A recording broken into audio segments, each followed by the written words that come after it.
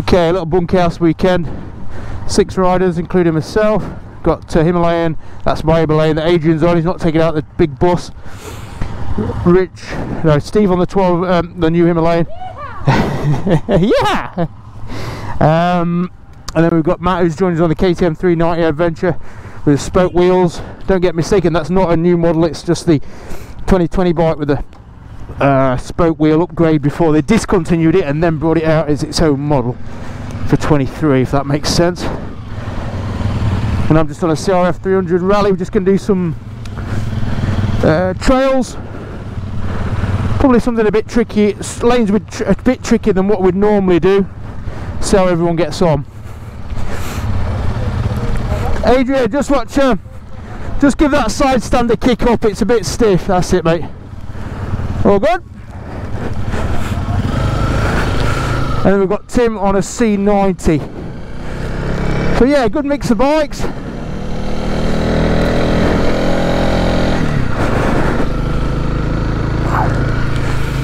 Good mix of bikes. Weather's not overly great. And yesterday brought its own issues. The end of my CRF went through the side glass on the van on the way here, so not the best of starts. But we had a good dinner last night, just cooked up a bit of a curry. And then today we're going to go out riding Saturday, April Fool's Day, quite fittingly for us all. And yeah, just going to do some tracks, a few trails. We're just in North Devon, actually, well, Somerset Devon border. Hopefully going to stay dry. Nice to have a group of 6, and 6 is nice and manageable. Anybody who guides trips will know that 6 is a really good number to work with. You can generally always keep people in your mirrors, and especially if you know the riders, it's always it adds a bit of confidence. To say that Adrian, who's on my Himalayan today, he rides a GS1200. I've ridden with Adrian a good few times. He came on my coast to coast America trip 2018, and then also on the Bulgaria or bus trip where we shipped bikes out to Sofia in Bulgaria and rode back.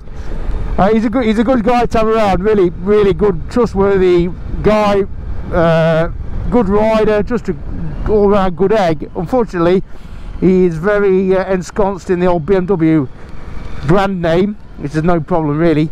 So get him on the Himalayan.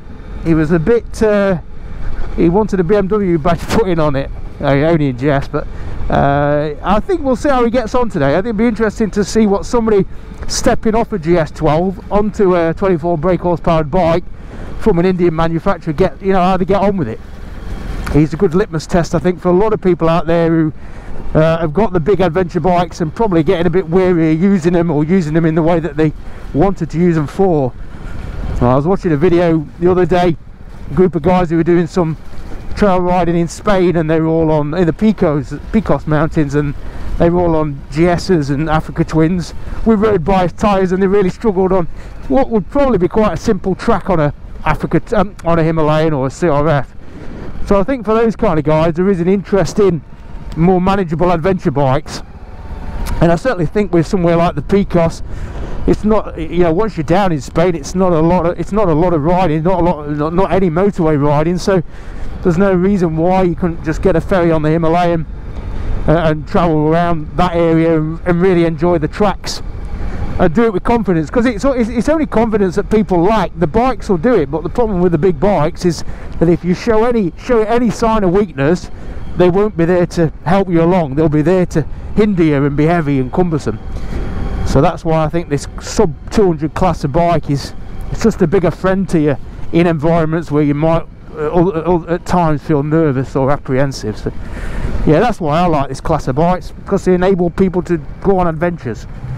Yeah, so that's it. We're just dropping down into Devon, make sure we've got everyone. There he is. You love it.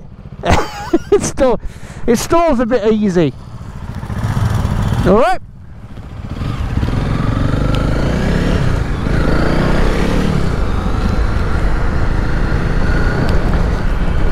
They do stall a bit easier, them Enfields, and that one's ticking over at 2000 RPM at minute, so it does need a bit of fine tuning. That's the one with the high lift cam in it, and the endless debate of whether it makes a difference or not rages. I think, you know, I do have to worry that a lot of it's psychological gain, but if that's all it is, then so be it. But we'll figure it out. End of the day, does it matter if Himalayan's slow or slower than slow? It don't really, does it?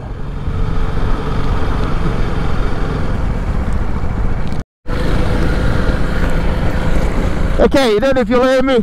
Nice long trail this, perfect for people to get their eye in, a little bit stony. Tim on the old C90 will be juddering around a little bit.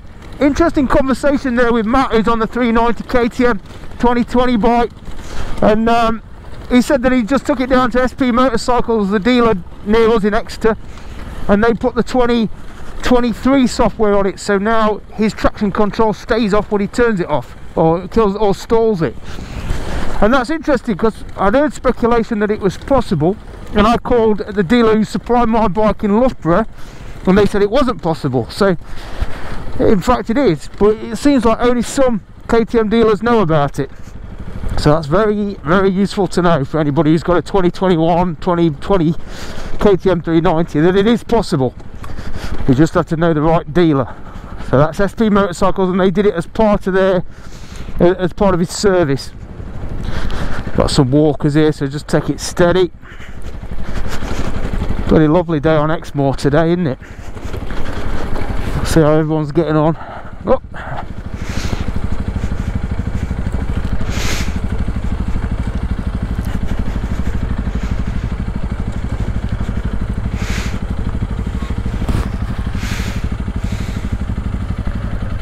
Are you okay, bud? Thanks for that. Sorry about that. Cheers, got 6 of us all up.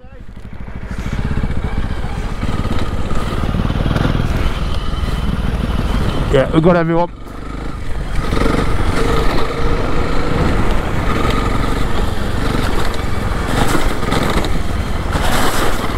So along a lane like this, it's just a good chance to get used to practicing your balancing. You're turning, just transitioning from foot to foot weight wise, and that'll just turn and steer the bike. Then also just getting relaxed on the bike, softening them knees, bringing those elbows up, figuring out what gear you want to be in. I mean, I'm in 5th now, believe it or not. You know, I did 24 miles an hour in 5th gear. I've got a little bit of response on the throttle, enough. Going down 4th now. Just figured out what happens when you go through mud, just how much sort of slippage you get on your front tyre. Getting used to that, getting used to the the dirt mannerisms of your bike. It's not challenging terrain. Well, it is if you've never been on it before. It is challenging, but it's perfect for learning the difference of a bike off-road versus on-road. So this sort of lane's ideal. Great training lane if you've got one of these nearby.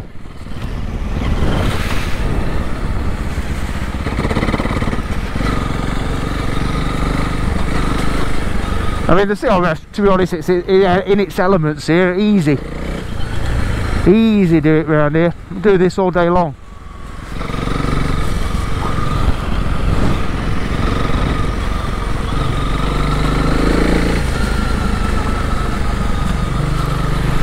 Tour guiding, it's all about riding at a pace that suits the group rather than you, which is something not everyone appreciates. Sometimes you'll get some tour guides will race off at their pace, but you've got to remember that person behind you, if he sees you go off, they're going to try and follow you, and if you're a confident rider and they're not, and they're trying to keep your pace, that's when you have accidents.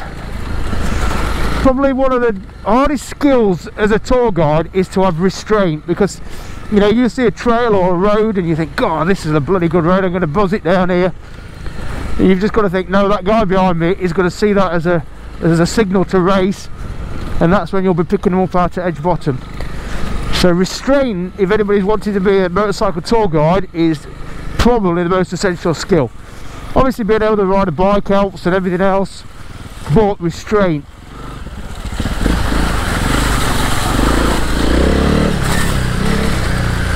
I'm going to talk a little bit about suspension on this CRF. Every review I've read, seen, watched, Everyone bags out the suspension, which is understandable because it's dog shit soft. But what I'm going to say is that I think unless you're a good rider who's pushing on, there'll be a lot more people who benefit from the stock soft squishy suspension, because to me that it takes the tension out the bike, and therefore it takes the tension out the rider. A good rider is going to need firmer suspension with better control, but a beginner rider, I don't think there's anything wrong with a soft dopey back end, because it suits a soft dopey rider, which most of us are. And even me, I think this bike's perfectly adequate for going off-road and doing some tricky trails in its stock guise. So yeah, this sort of rush to change suspension, I just think it's a, you know, it's a sort of wrong end. You've got to be get the best out of the bike and then upgrade the suspension, rather than being a novice rider and upgrading suspension. That makes sense. Like, see everyone how everyone's doing.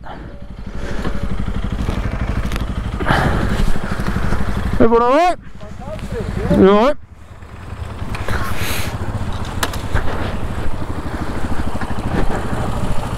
How's the Himalayan? I'm impressed. The only problem is with all the bumps, my waterproof keeps coming down. Need to get you a belt then. I know. It's ticking over a bit high for some reason. Captain?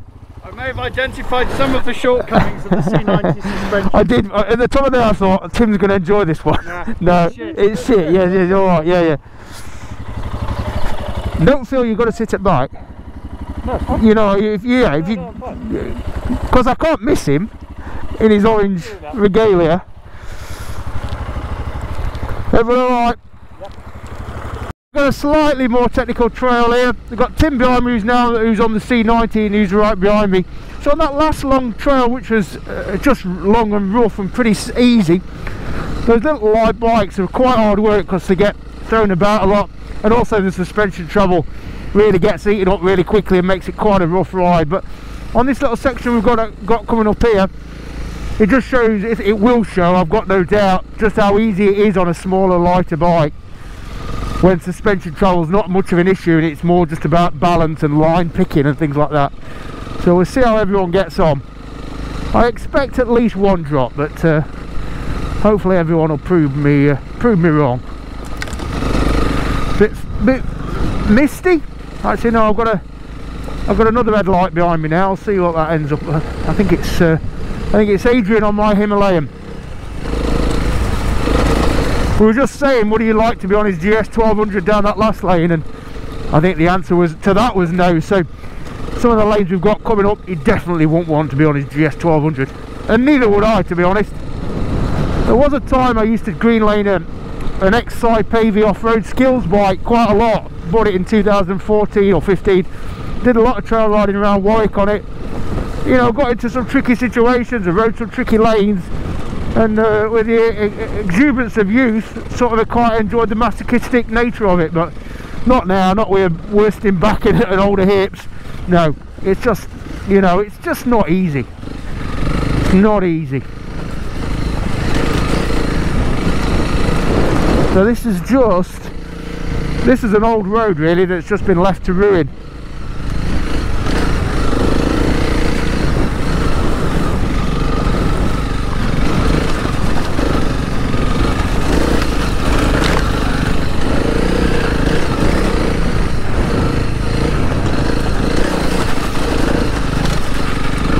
And it's now a waterfall.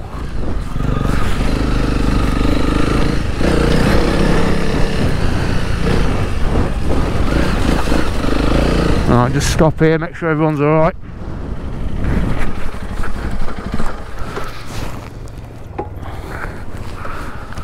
Alright.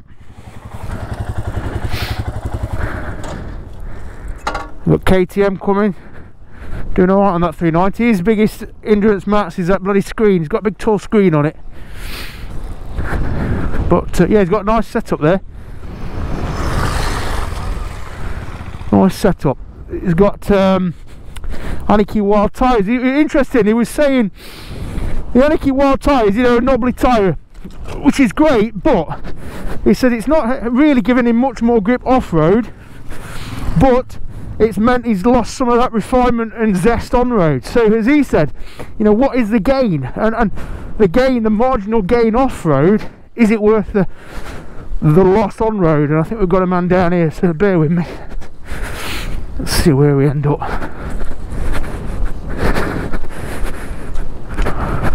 Trying to think who's left. Who's left? We've got Tim on the C90. I think I should have brought the bike, shouldn't I?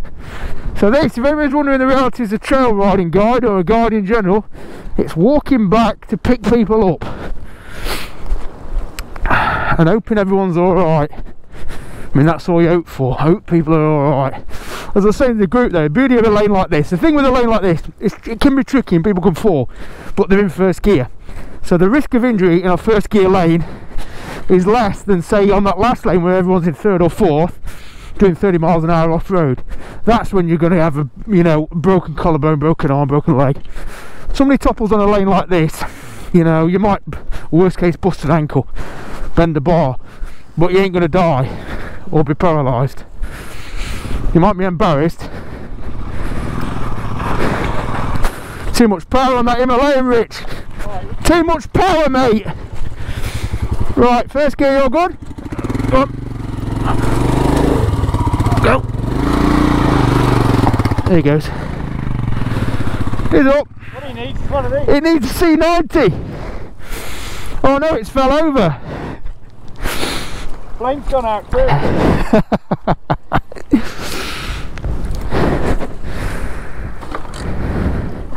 She's in gear. Right, I'll start walking.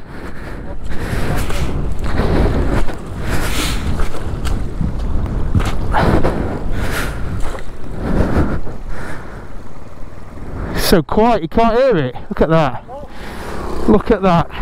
Now, in all seriousness, an absolute numpty on a bike could ride that bike up this lane, and that is the whole importance of small bike. Look at his legs, he's got no technique, and that doesn't matter. He's getting up that manageably, easily and safely.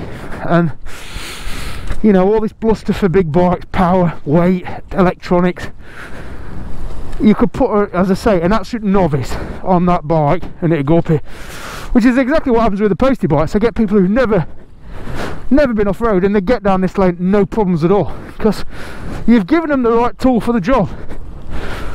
So all this nonsense about come to learn to ride off road on a GS1200 and Africa Twin or everything like that, you're giving people the wrong tool for the job. And it's just marketing. It's just marketing.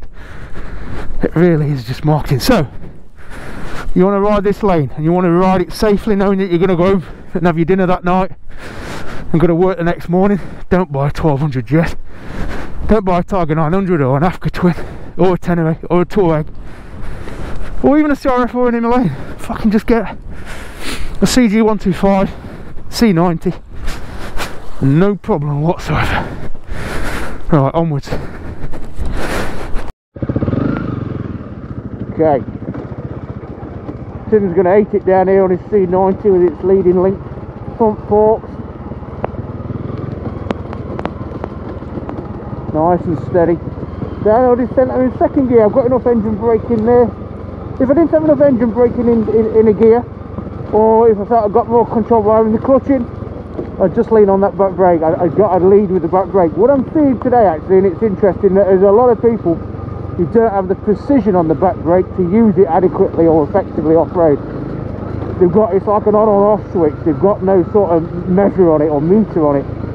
And I think that's one of the skills you really need to try and learn, to have a softer touch on your back brake, because that's what's going to harness your speed, control your bike on a downhill descent, not your in-gear engine braking, as good as or as useful as that can be. It's that soft progressive feel on the back brake. So yeah, that's a good thing to practice that. See if everyone's alright.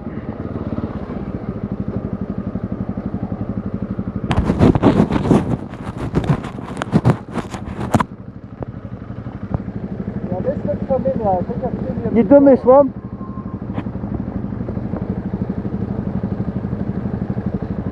Here we come. Right. Nice little track, a little bit muddy.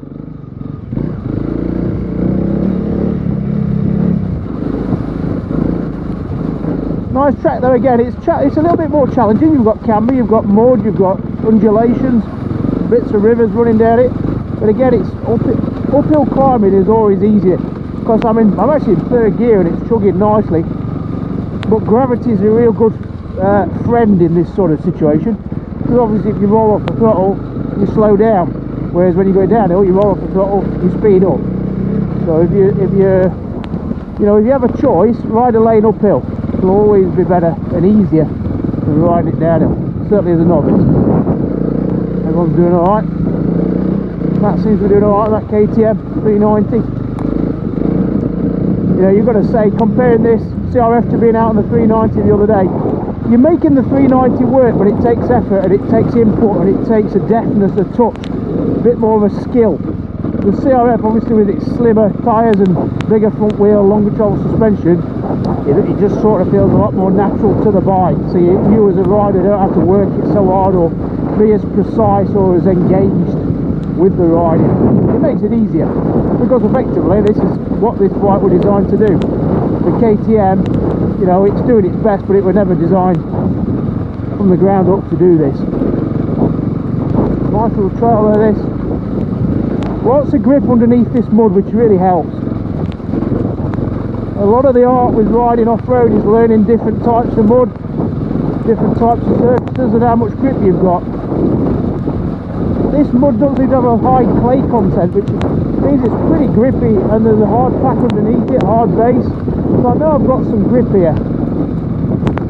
Conversely, like that mud around Heartland seems to have a bit of a clay content, or certainly gooier, and a lot less grippy as a result. I'm going to pull up in a minute.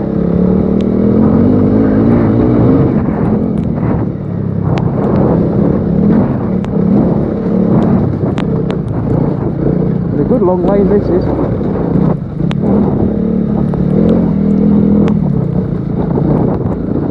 Just pull up here, wait for the guys, make sure everyone's alright. Got Rich at the back. Rich is a good steady hand.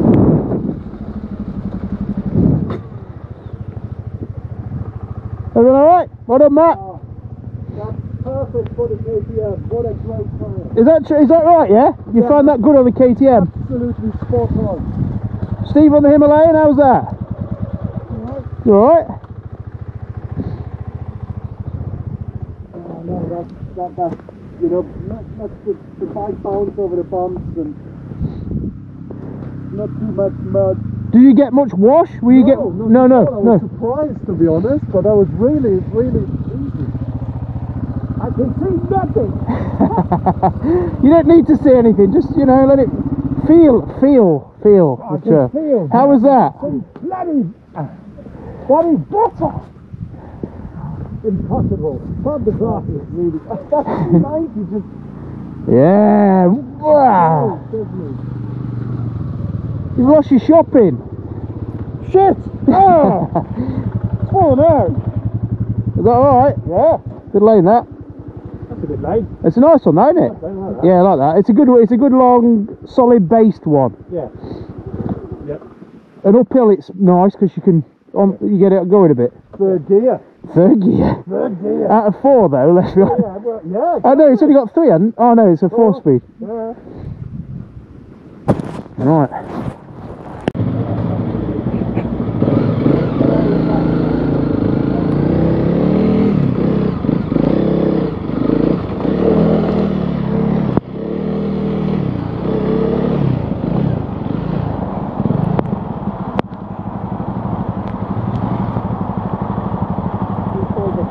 Yeah, let's all get them.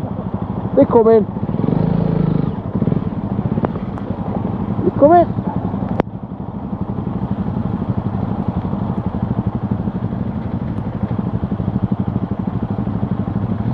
There'll be Matt turning off his traction control.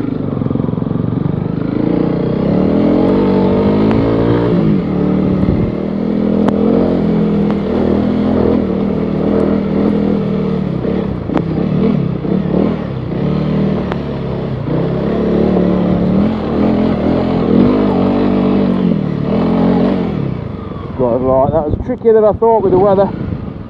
Steve's up. Hey!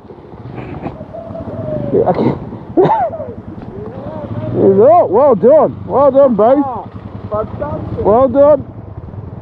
Adrian's alright. Come on, Adrian, give it that long stroke torque. He's got it, he's got it.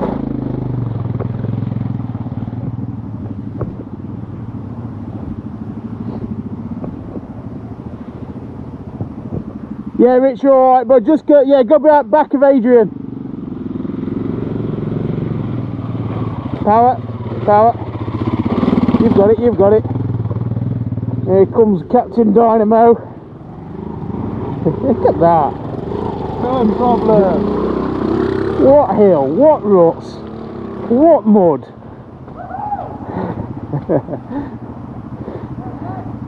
Captain Codpiece.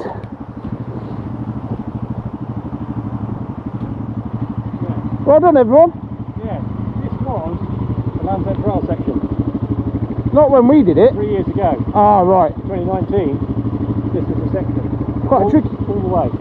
Yeah, that's a tricky little section then. Yeah. In the middle at night.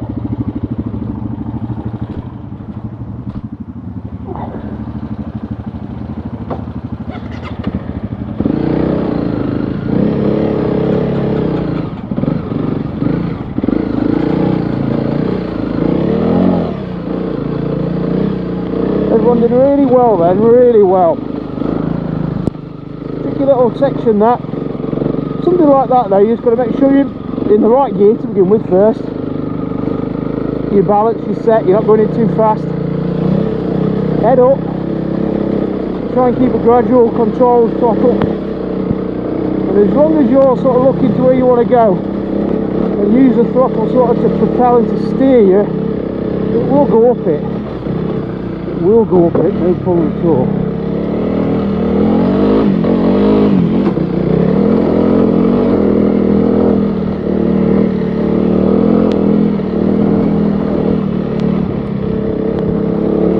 Just had lunch at the Devon Valley Winery. Alright. You're looking for your gloves. I'm looking for my gloves. Yeah. Ah, they're there. Thank you. Cheers. Yeah, so if anybody wants a cup of coffee and a food, Devon Valley Winery, just outside Barnstable, on the Swimbridge Road, or on the old, I guess the old Barnstable Road, really. That's it. Got me carbon fibre protection. Still got the IRC tyre. It seems alright. It seems pretty grippy, to be honest. TKC80 grippy. Yeah. Big soft trail bike, basically. You don't have to work them as hard as the Himalayan. I think that's the difference. The Himalayan, because you've got less travel on the suspension, you have to have more body input, more absorption through your body. The CRF's obviously got more suspension travel itself, so you have to work a little less hard. Whether that's a good thing or a bad thing, it depends on your take. I quite like the greater input that you have with a, say, or Himalayan or a 390. Just a different type of bike, really. That's all. But yeah, good solid bike. Right, we're gonna go around Barnstable, get some fuel, and do a good long lane, and start making our way back to base. But yeah, with some good trails in between. Once everyone's found the key. You found your key? No! Yeah. Should have left it in ignition. Should have left it in the bloody ignition. I know. You broke me with... Hold on. That's it.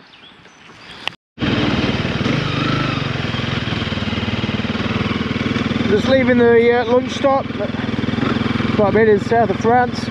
We're just discussing the damage that Adrian's managed to inflict on my poor Himalayan. He's managed to, in 2 crashes, bend the gear lever, the rear brake lever outwards somehow, and bend the front brake lever, though it's thankfully not snappy. And I would say it does show that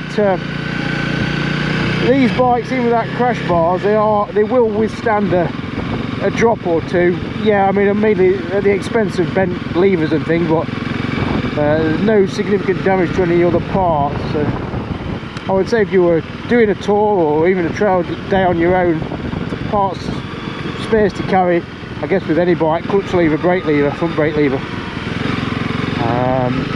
because that's most likely to break unless you've got good handguard, to be honest. That's it, head to barn store, fuel up, and ready to go.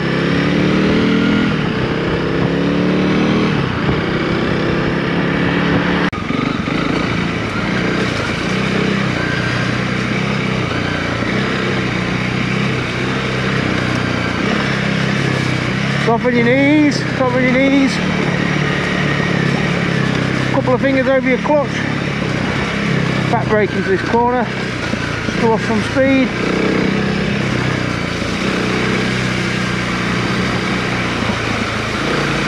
Nice and gentle, nice and gentle.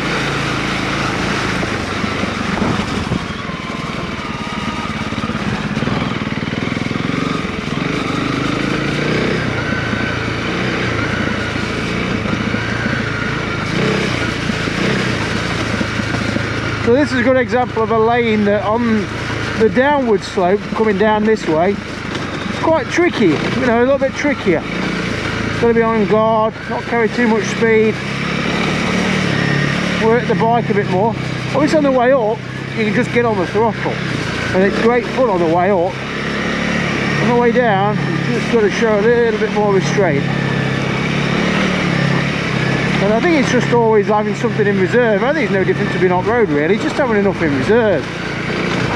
So you're never running yourself to the limit. Because if you're running yourself to the limit and something unexpected happens, you've got nowhere to go. If you always leave a little bit in reserve, you should, in theory, always be able to get yourself out of danger or trouble. Side to them a little bit. So this is where you'll be feeling it a bit. On a shorter travel suspension bike, say your KTM 390, you're just gonna have to work the bike a bit more. That's all. Where there's these rocks and stones and things. The 240mm of travel on this CRF or whatever it is, it just sort of gobbles up at all the bumps, as it's designed to do, really.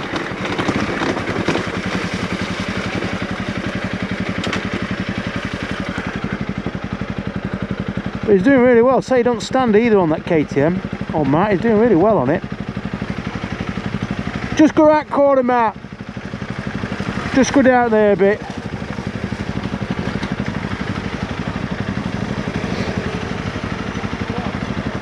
Yeah, right. I'm just checking everyone's all right.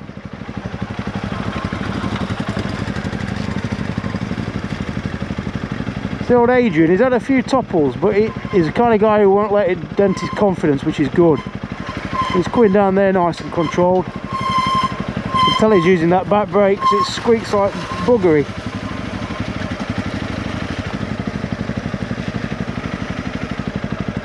Got Tim doing alright on C90. He'll be feeling every bump. He ain't lost his shopping yet. And then Rich on his Himalayan at the back, just a good steady pair of hands. You always know you're safe when you've got Rich at back.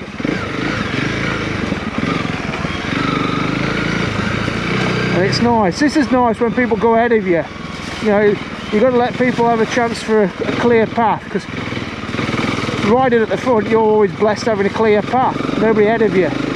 And it's nice to let people, certainly once you can see their riding ability, what they're capable of, to just have an open field themselves, and you know, let them make their own judgments rather than either, you know, following your pace or following your lines.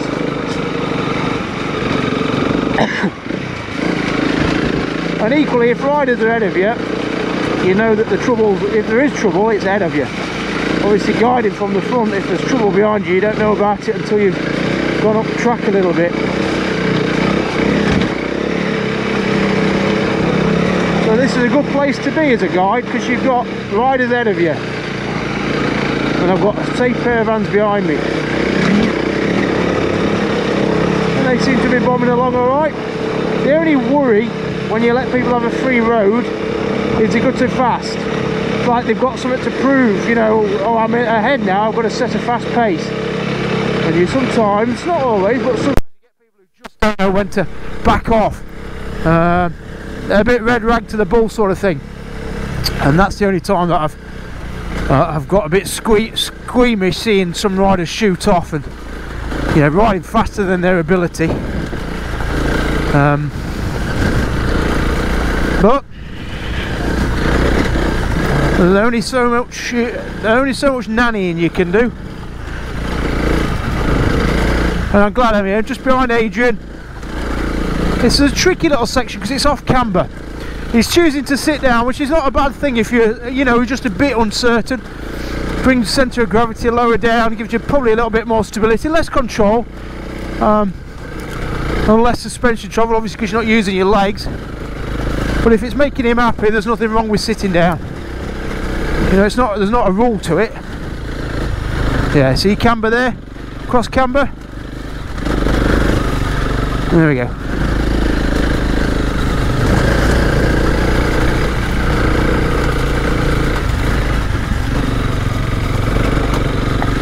Well done, well done, everyone's done well up there.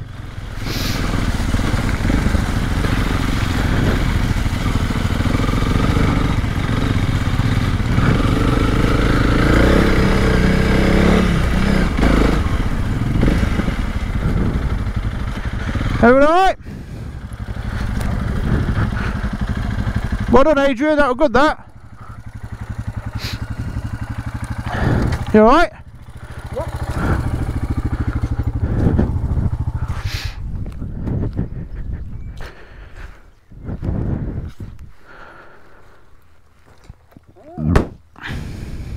I already had this map, but I've never been here.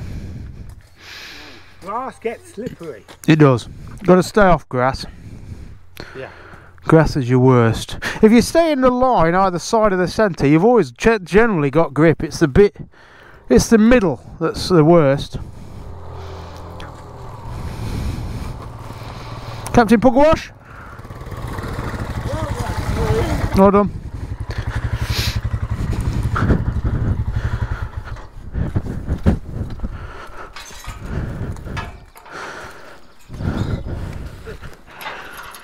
I think that's alright. Matt, was this was that just like that? Yeah, yeah. Yeah, it normally is, but Yeah, alright? Yeah, good, isn't it? Yeah, good line that. riding up to it and just kicking it open. And Yeah, yeah. No, that's it normally is like that. Alright, we just stopped mid lane just to change the GoPro. This lane's actually a good test of different bikes. Matt's KTM 390 is grounded out a little bit, hasn't it, Matt? it has, yeah. Because it's a bit of rock step. So that's obviously showing if anybody's thinking of doing a lot of rock steps. Obviously the ground clearance of the 390's just a little bit too little. Sometimes you get higher on the side. Yeah, there's a few that are higher. I mean, obviously the 300, that's got plenty of space. You know, that's a benefit. This is bigger than And then Steve's Himalayan is kind of the bit of the bike in the middle. It's touched out a bit, hasn't it? But I think it's a centre stand.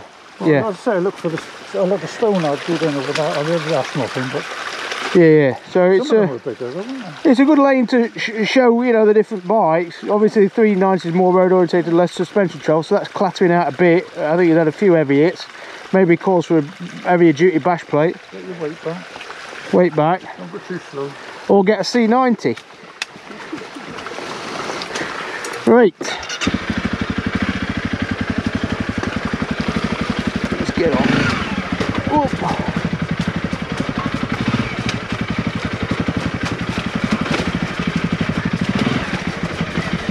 I mean, when you get on stuff like this, it's just a case, for me anyway, just taking it gentle. There's no rush. Obviously, if you're a good rider, you'd come down here and probably blip off every little step, but I am not that good a rider, so I just take it nice and steady. Soft legs, just to give the suspension a little bit of extra support. It's nice and gentle.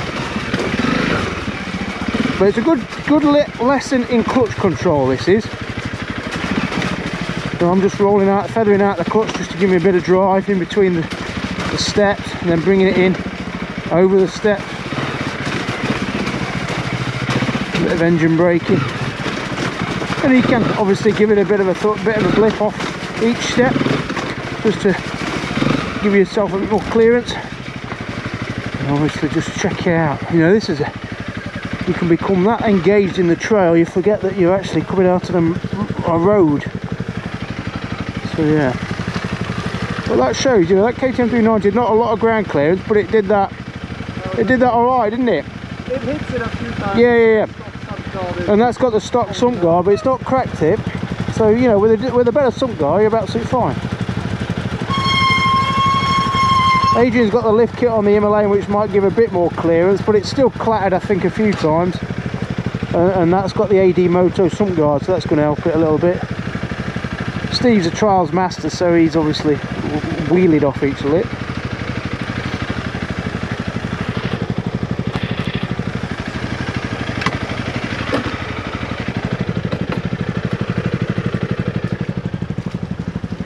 And the bike of the moment, the C90, with the biggest bloke here, 18 stone or whatever. Ah, that was horrible. Not your favourite lane, that No. one? No. Let's not do that again. No, we're not going to do that one again. The next one goes up and there's no steps. Right. I'm just going to say that Matt on the 390 is doing really well. He's riding well, and he's riding the trails well, and he's sat down most of the way. So that just shows, you know, what one technique works for one person might not necessarily work for another. So the talk of the 390, how you need to change the pegs to give it a better standing position, or he's not got a very good natural standing position, which is the argument against the bike. Well, for some people who choose to sit down, the bike works perfectly well as it is, even with the slope forward foot pegs. So again, it goes to prove that you can watch reviews, you can listen to take people's advice, you can listen, you can read and watch, but at the end of the day, it's only you and you alone who can really decide whether a bike's for you or not. And unfortunately, you don't always realise that until you bought it. And therefore there is always a gamble in buying a bike. And I don't think you'll ever completely eradicate that. Just got to accept it for what it is, really, and hopefully you make a right choice. Or just learn that, you know, don't expect perfection, really. Don't expect a perfect bike. Just expect every bike you buy, whichever bike you buy, there's going to be some shortfall, some misgivings to it. And it's just learning to ride around it, whether it's a lack of power on the Himalayan, whether it's the ground clearance on the KTM, whether it's a soft suspension on the CRF. You know, all bikes have got misgivings. Just get used to it.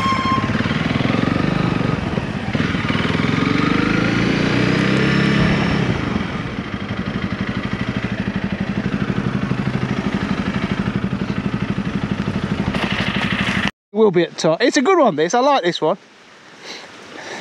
Yeah! Okay.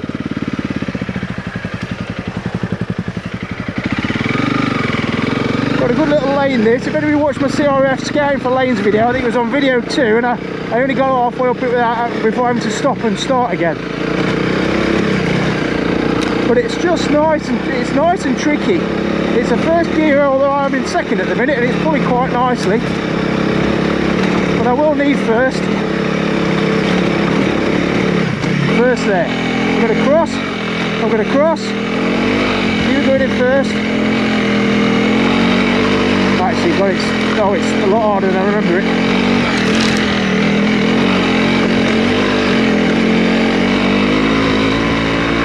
I'm going to have to get off, I'm going to give the guys a help. As soon as I can find somewhere to pull up. Oh, it's okay. It's okay. Keep going, keep going.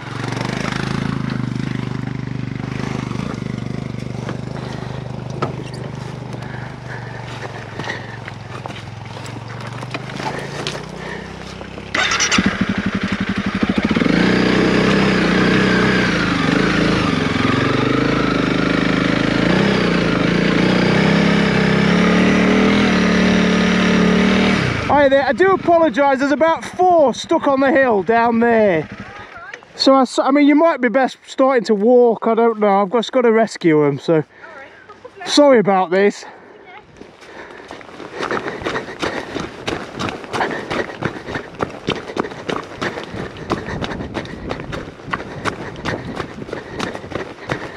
not rescue. I'm not that heroic, am I, bless her? But yeah, it's a little bit steep. It's so hard to gauge. You know, the water's really took damage out of this trail. It was slightly tricky when I first came up it, but it's got harder.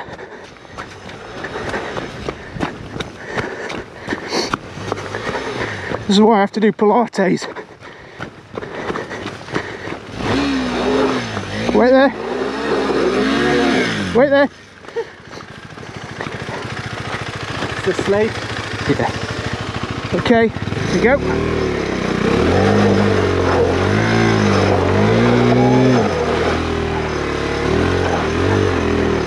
Go on, you've gone, you've gone.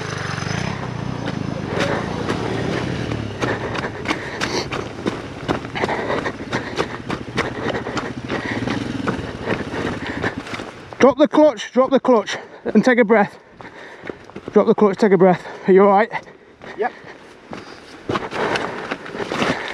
Sorry, this is... Sorry. Do you want me to... No, it's one side. It's a difficult one to get it started. Let's let this lady walk down. Yeah. Take a breath. You see what I mean? Hold it with your clutch out. Yep. It's not going to go anywhere. Yeah, I think the water's played tricks with this trail a little bit. Rich, you alright? No, we didn't give enough gap between each other. I know, it's a yeah. Yeah, you've got to give gap. Because if somebody's broken down, yeah, you're soon gaining on them. Yeah, you've got to give a good, you've got to give 30 seconds, 20 seconds. Not 3 bike lengths. Walker. Yeah, we'll wait for... You're going to sort of get going there.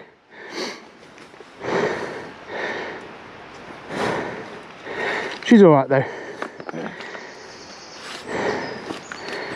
Yeah, it's a tricky lane, this. Yeah. What happened to this indicator? Oh, I don't know.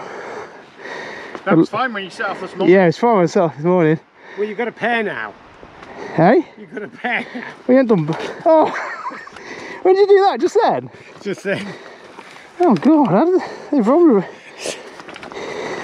Are you alright?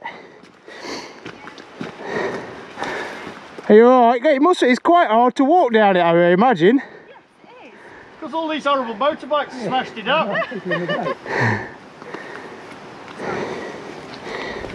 Yeah, it's a bit wet, isn't it? It is a bit wet. It's not too bad though. No. Oh, sorry, she's not. Alright, sorry for disturbing your peace. Move that way because she can't. Come on, doggo. Come on, Jennifer. Thank you very Sure, alright, no problem at all. Have a good walk. Yeah, you might see us again in a minute, coming back down. Next week when you come again. What I think getting going on that is Could challenging. you ride it out, Nathan? I could get, yeah, well, You want to try it? yeah, I'm not actually going to ride it, I'm going to walk it. Yeah, swing your leg off. Yep. Okay. Yeah, it's too steep to get traction. Sim first. I'll just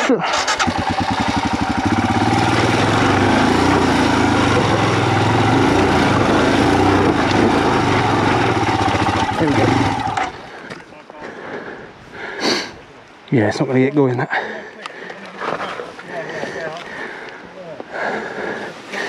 You get on it and I'll push. No, you don't push, mate. You're all right, I've got it.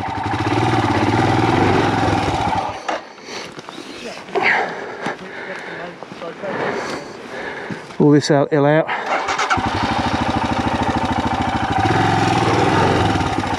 No, you're all right. It's all right, mate. You just step aside, honestly. It's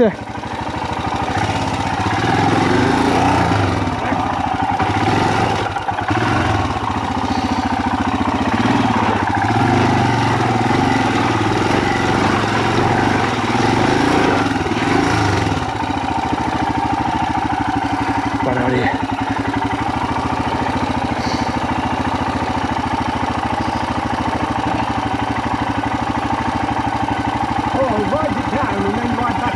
Yeah, I think we'd have to. Yeah. Adventure bike. Look at that. That hill beat us. That was a difficult hill on Himalayan. Difficult hill on the CRF. An 18 stone man on a C90 makes it look easy. Wrong bikes. I love it. Somebody was lying in the fucking road. I wouldn't. I'd just go down there.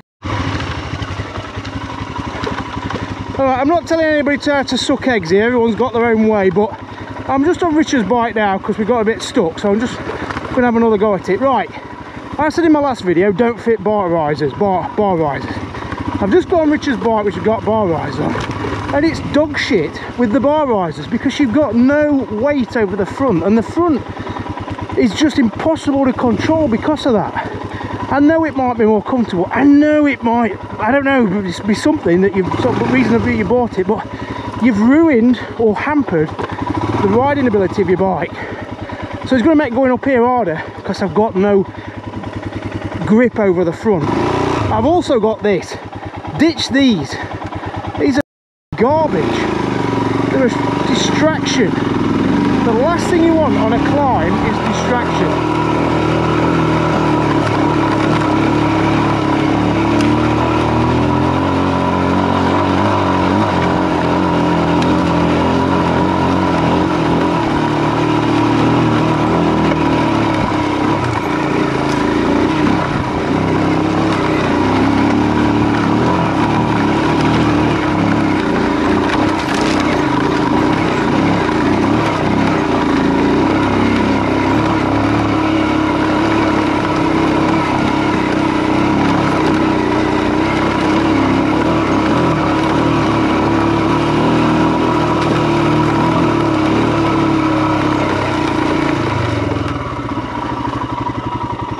I thought you were going to keep going. No. You all right? Yes, everyone's all right. Main thing. I've left Steve at the top. He's fine. Yeah, everyone's all right, aren't they? Yeah. Cheers, mate. You got up all right, eh?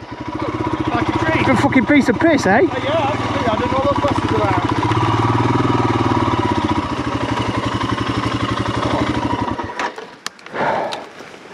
Hey, I tell you that was a challenge, but I have more respect than ever for the donkey. That went up, but as I watched you go up, your feet are everywhere, but that's the beauty of it, isn't it? Just proving how it goes. And it went up like it was. Yeah, yeah. It was beautiful. You've got no weight to worry about, have you? And it seemed to find traction where these were spinning wheels. Spinning. Just tracked up. Spinning. You've got to ditch some risers on that.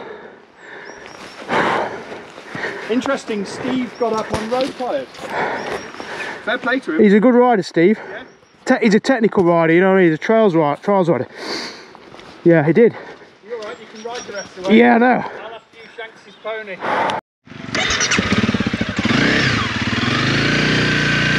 Oh, it was a tricky lane that challenged everyone. Got us out, people over their heads a little bit.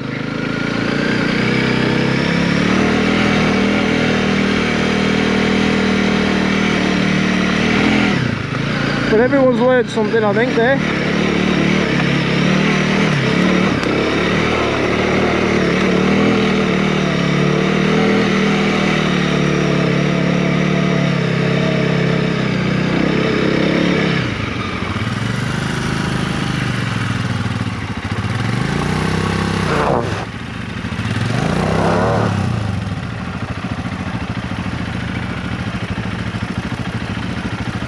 Momentum, it's all of it.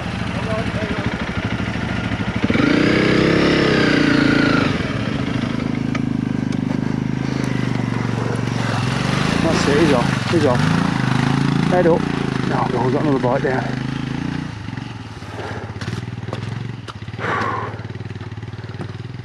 Oh, he's fallen off. He's down again.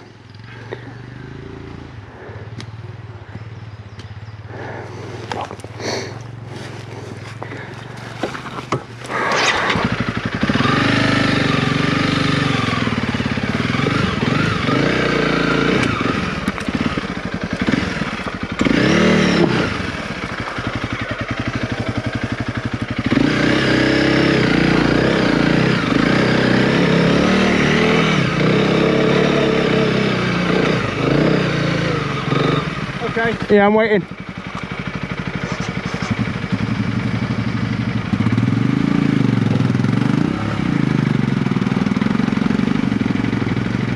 Hold on. Cheers, Tim. So, Tim, let me ask you, what's the best bike for this hill? C90. C90. Oh, wait up, I'm stuck. That's a Twice you need to ask.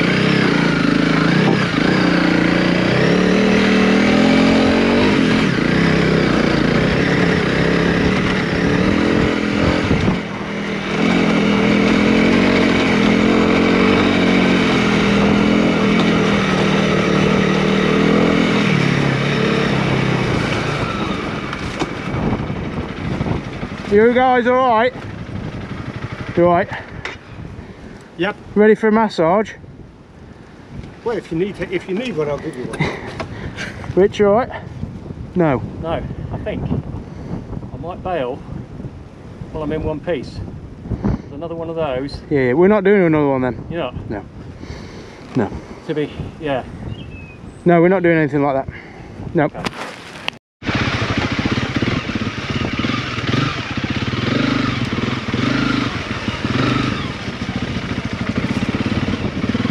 The Trials legend.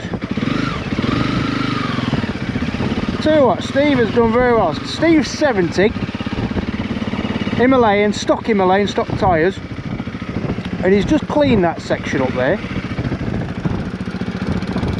And Tim here on his C90, All good. and dabbed once, have you, Steve? Tim.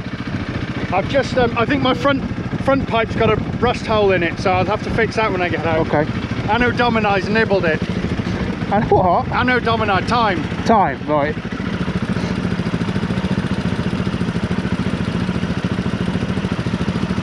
I'll let them go ahead of me because I'll be quicker. No, you'll be alright down here. Okay. So yeah, this is one of them sections which catches people out because it's grassy, slippery. So I'm going to sit down. I'm going to set an example here. I'm going to sit down with my feet out, foot out, and I'm just going to get myself ready to catch because it is very, very, very slippy. Very slippy.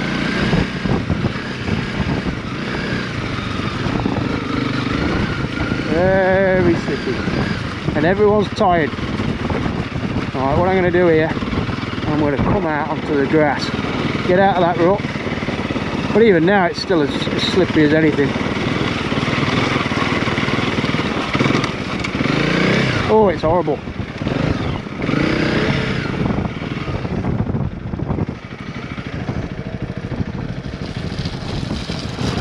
And this is where you want a slender 17-inch wheel.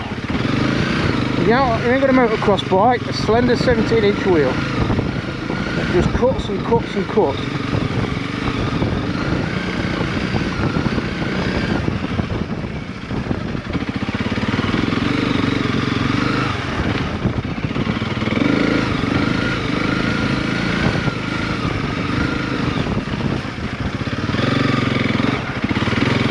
Everyone's doing alright, but everyone's tired.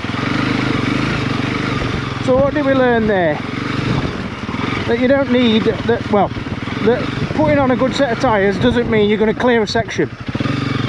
Like Steve, as he admitted, got through that up that hill there by feeling traction through the throttle. So as soon as you start to feel it spin, you back off. As soon as you feel it grip, you come on the throttle. You're forever playing with that throttle to retain traction. The tyre's never going to do that for you. The tyre's not going to fix that. If you've got an aggressive throttle hand, the tyre ain't going to, it's not going to, it can't cure, it can't work miracles. So Steve did all that on the throttle. God, this is horrible. This is horrible. This is horrible mud. This is the worst kind, where the back wheel's just spinning and spinning and spinning and spinning. There we go, everyone's alright.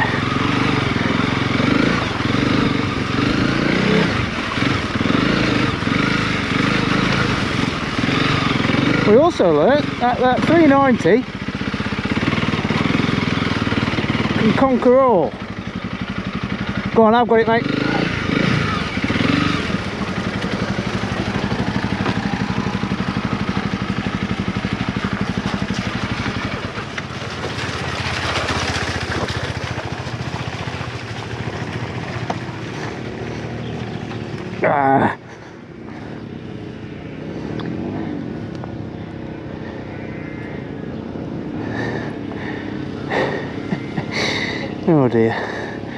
Oh dear, what I put people through. Take me trail riding. But this is it, you know, people sugarcoat trail riding. They want to do it. People say it's easy, buy a bike, get the kit, get the tyres. But you know, it's easy. Get a bit of training, it's easy. It's not easy. Not easy. Look at that field. Piece of piss, but it's not. Horrible mud. Sloppy. Look at Rich. Rich has got Battleaxe AK X41s there. Huh? It does come on. They'll be alright. X41s on it. Still no grip. You know, this is trail riding. Right? If you're going to be serious and you're watching this thinking, oh, I'd love a go, or you've seen other people sort of saying, I want to go trail riding, I've got the bike. That is the reality. No matter how equipped or prepared you are, no matter how much training you have, trail riding in Britain is hard work and painful and tiring and expensive.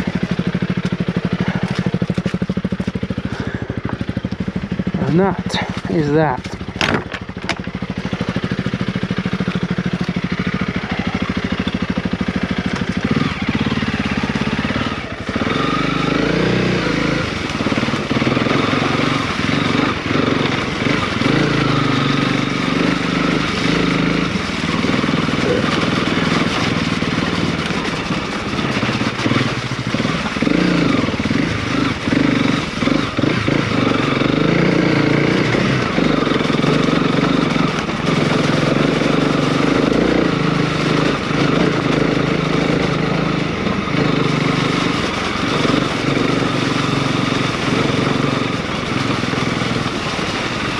And that's when you're glad to see tarmac.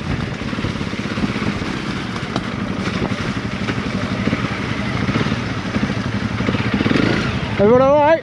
Yep. That was hard work through there, wasn't it? Rich, you alright? Yeah, yeah. Is your back alright? Yeah. Sure?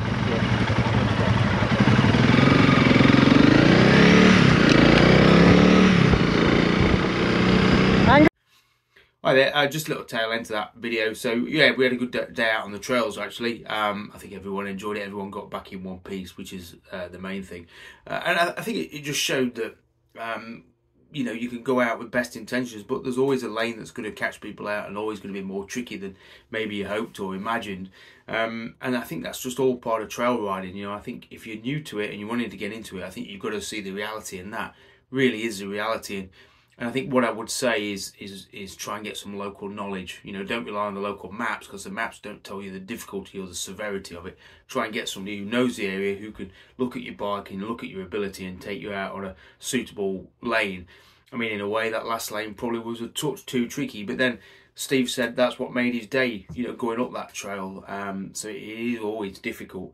I think it showed a few points as well that day on the trails. I think it showed that, you know, like Steve, 70-year-old guy on a completely stock Himalayan road tyres, the CRF tyres, no suspension changes or anything, not even running. I think, you know, done 100 miles, and he went up that lane, cleaned it. You know, lovely flow to it, went straight up it. So you can sort of blame it on the tyres, you can blame it on the engine, you can blame it on the suspension, but I think it always comes back to the rider. The bike can't make the rider can only make the bike. And I think sometimes people think they can improve by spending money, and unfortunately, you know, the harsh reality is you can't. You've just got to earn your stripes and do the miles and practice your technique and just work on it. So yeah, his bike was a real good reminder that actually, you know, it is all at the end of the day, it's all down to the rider. KTM 390 did really well. I was really impressed with where Matt got that and the traction that got. CRF was a good bike, but I think, you know, you've got to conclude that if you're a complete novice, never been off-road before, or if you just want to get up stuff that's beyond your ability but you still want to achieve it, then get a C90. I mean, that C90 that Tim was on, he would probably openly admit he would have struggled on a Himalayan up that last section. On a C90, went up it with no trouble at all. And then on a lane we actually did the day after, me and Tim went out, and it was just steep lane and a few rock steps, and he bounced it and he flipped it, and he had to, you know, he said, oh, you know, I don't want to do this lane. We turned that bike, well, he turned that bike around, just as simple as that.